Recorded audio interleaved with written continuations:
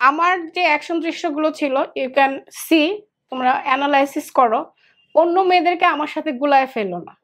অনেক মেয়েদেরকে করতো কি আমার হেয়ার স্টাইল রেখে আমার মতো করে ফাইট করানো হতো, কারণ আমার নামটাও ওইরকম ছিল তখন।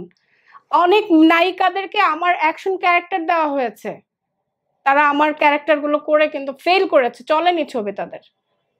হ্যাঁ, আমার তখন একটা আলাদা নাম ছিল, মুনমুন মানেই হিট। আর মুনমুন মানেই হিট কেন? মুনমুনের ফাইট গুলো দর্শক খুব পছন্দ করতো।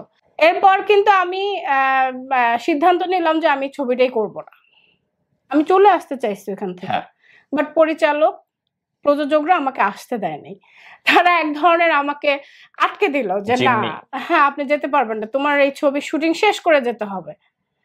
তারপর আমি তাদেরকেও, আমারও একটা ছিল যে আমি তাদেরকে বলে দিলাম যে ওকে আমি আপনাদের ছবি করতে পারি, বাট আমি কিন্তু এই ড্রেস পরবো, আমার যে ড্রেসগুলো আনছি এগুলো পরবো, আমি আপনাদের কোনো ড্রেসই পরবো না।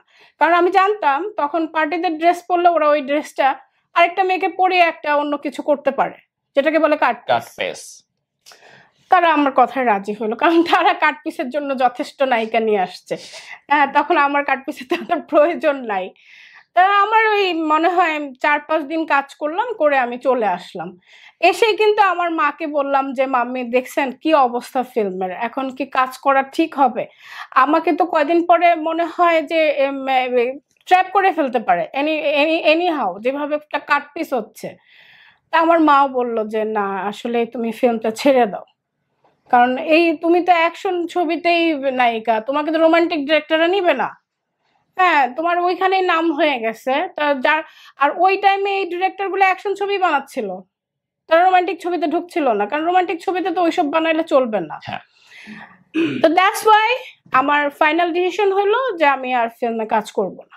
সিচুয়েশন গুলো এই যে কিছু প্রডিউসার অর্থলগ্নি করা শুরু করলো চলচ্চিত্র